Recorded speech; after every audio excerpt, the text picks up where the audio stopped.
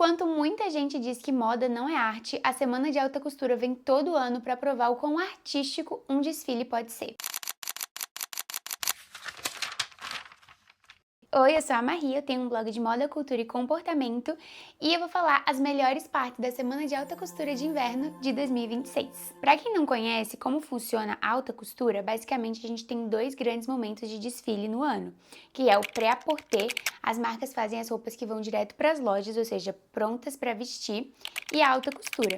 Os desfiles da alta costura, eles têm uma pegada muito mais artística, não são roupas necessariamente feitas para serem usadas, ou então a gente vê elas de vez em quando em um tapete vermelho, em algum momento importante dentro do cenário da moda, mas não são roupas para o dia a dia. Os desfiles têm uma história sendo contada junto com eles e isso não é só as roupas que falam.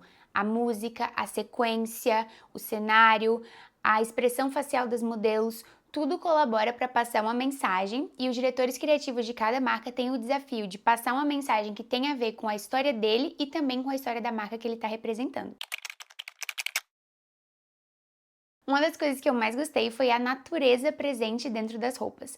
Várias estampas florais, vários formatos que remetem a elementos da natureza e quem se destacou nesse quesito foi a Dior, com um desfile que parecia um verdadeiro jardim encantado. Eu achei tudo nesse desfile simplesmente maravilhoso. As roupas tinham muitos plissados, muita cor, muito brilhante, mas o destaque foram os sapatos e as bolsas. Gente, sério, que coisa linda. Tinham muitos bordados. Eu acho que bordado é uma coisa que não só na alta costura, mas também no dia a dia a gente tá vendo cada vez mais forte, né? Existe essa tendência das pessoas usarem mais coisas artesanais em uma época onde a inteligência artificial tá em todo lugar e tá todo mundo muito saturado daquela coisa sempre igual. Então a gente tem visto que tricô, crochê é uma coisa que está sendo mais usado. Só que usado na alta costura tem um significado muito grande também, porque é justamente o lugar onde o trabalho manual é valorizado, sabe?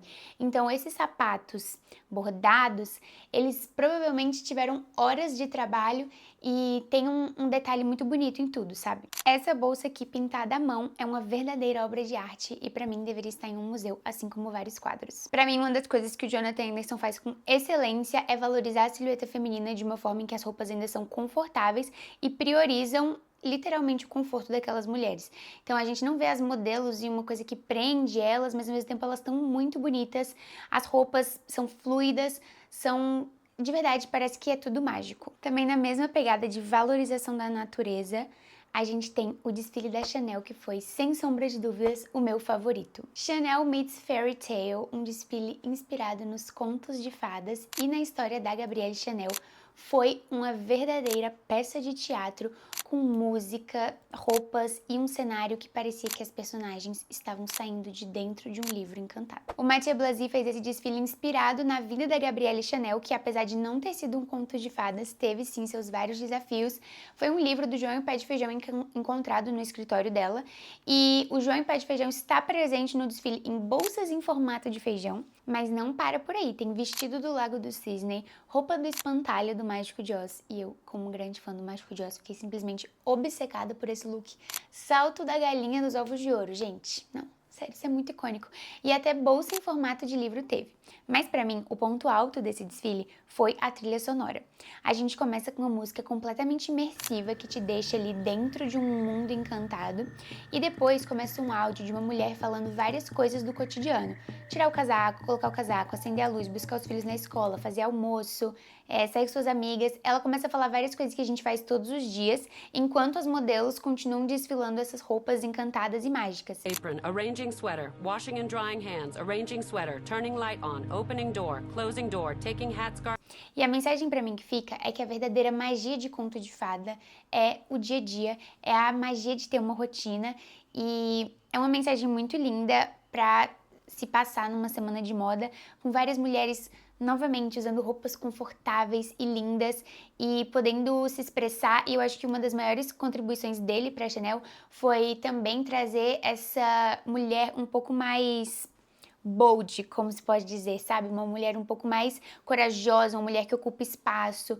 Dentro da Chanel, que é uma marca tão clássica, eu acho uma coisa muito revolucionária de se ver e não perde de nenhuma forma a elegância da Chanel, a silhueta clássica, muita transparência também, muita costura de tecido com texturas diferentes, sem que fique uma coisa com um caimento estranho.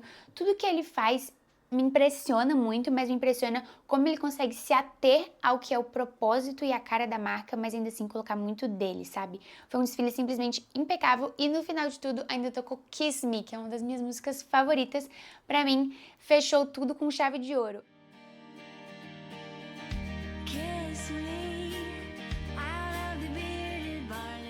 E para melhorar, caso você não saiba, os desfiles de alta costura têm a tradição de acabar com um vestido de noiva. Então, todas as marcas, o último look que elas desfilam é um vestido de noiva que tem a ver com o contexto daquele desfile. Mas, apesar de ter tido um desfile de noiva nessa passarela da Chanel, ele não foi o último look. E o último look foi um vestidinho tubinho preto. Justamente porque, como o desfile era uma homenagem à vida da Gabrielle Chanel e ela nunca se casou, não faria tanto sentido, não seria tão coerente essa ser a roupa que fecha o desfile, mas sim um vestidinho preto que é a grande contribuição de Coco Chanel para todas nós. O vestidinho tubinho preto que simplesmente ela inventou e hoje em dia toda mulher tem um little black dress no guarda-roupa. Falando de divas, vamos ter que falar da Zendaya, a mais que apesar de não ser uma modelo da semana de moda de alta costura, no mesmo dia que uma roupa estreou, ela já estava usando na premiere de Odisseia. Eu acho que isso é um ponto à parte, assim, eu até fiz alguns vídeos sobre a Zendaya e o method dressing dela no TikTok, que por acidente eu falei method acting, mas não é a mesma coisa, são coisas completamente diferentes. Method dressing é quando um ator usa a moda como linguagem para poder divulgar o filme que ele faz parte. Então, nas divulgações do filme que ele vai, ele sempre usa roupas que conversam com o personagem e que geram um discurso, que passam alguma mensagem. A Zendaya é muito conhecida por fazer isso na carreira dela desde sempre. A gente vê na premiere do Homem-Aranha, agora que está acontecendo, ela usando várias roupas que remetem a Mary Jane, e em Odisseia, que ela faz uma deusa, ela tá usando várias coisas assim que remetem mesmo a essa coisa bem angelical, bem etérea, e um dos looks foi esse aqui do Schiaparelli. O desfile do Schiaparelli foi bem marcado por formatos diferentes e esses corsês meio esculturais.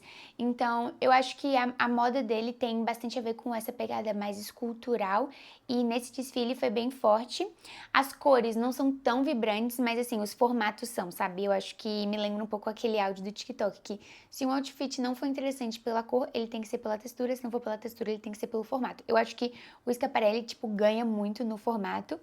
E essa foi uma das coisas mais icônicas que poderia acontecer. Tipo, você usar uma roupa que foi estreada no mesmo dia na passarela de alta costura de uma das marcas que tem maior nome, com certeza mostra o quanto a Zendaya tem uma força dentro do mundo da moda, quanto as marcas querem ser associadas a ela e o quanto ela é uma diva, né, gente? Apesar de eu não ser fã da Balenciaga, uma das minhas partes favoritas da semana de moda foi o final do desfile da Balenciaga.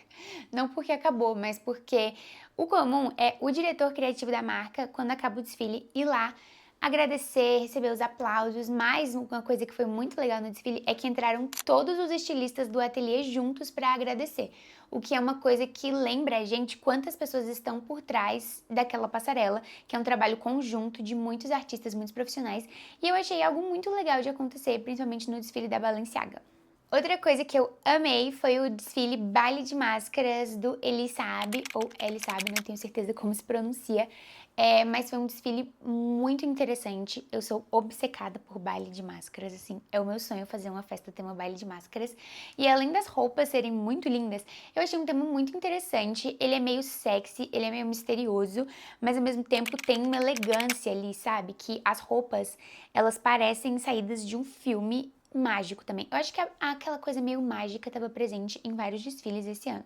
Eu vou colocar aqui várias fotos para vocês entenderem e pegarem um pouco a energia, mas pra mim esse desfile todo parecia um filme, entendeu? Eu queria ver todos esses looks em uma cena de baile de máscaras de um filme. Outra coisa que eu gostei bastante foi o desfile do Giorgio Armani Privé, que é a linha feminina de alta costura do Armani, e eu gostei bastante de como tinha bastante transparência e bastante textura. Esse casaco aqui, cheio de bordados, gente, eu preciso dele nesse exato momento.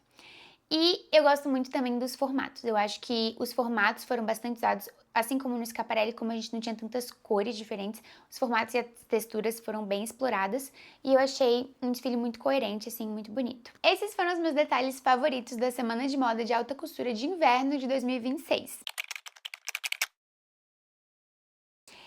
Eu sou apaixonada por moda, eu adoro assistir, acompanhar e muita gente me pergunta como eu faço para acompanhar os desfiles. Basicamente, duas coisas. A primeira é acompanhar veículos de moda. Então, assim como eu faço a minha própria distribuição, eu acompanho várias revistas como a Elle, a Vogue, que fazem posts em tempo real do que está acontecendo. O FFW também é um ótimo veículo, que inclusive posta um calendário de quais desfiles vão ter em cada dia com o horário. E a página da Elle, principalmente o site da revista Elle, ele tem reviews dos desfiles que acontecem todos os dias também, praticamente em tempo real. E eu gosto muito porque lá é uma review meio crítica, entendeu? Então eu consigo aprender também a opinião daqueles jornalistas que estão fazendo a revisão daquela roupa. Mas assim, no Instagram você já consegue ver bastante coisa. Agora, sobre os desfiles, que eu acho que vale muito a pena assistir, principalmente se for uma marca que você já gosta, ou então se você viu o post, viu as fotos e gostou de como as roupas estão parecendo, porque a experiência de assistir no desfile é completamente diferente. Eu assisto pelo YouTube mesmo, as próprias marcas costumam postar no canal delas do YouTube o desfile na íntegra. Então no site da Chanel vai ter o desfile da Chanel, no site da Balenciaga vai ter o da Balenciaga, você tipo basicamente coloca tipo Chanel Couture 2026 e aí vai aparecer. E basicamente é isso, espero que vocês tenham gostado e me sigam para mais vídeos sobre moda. Beijos!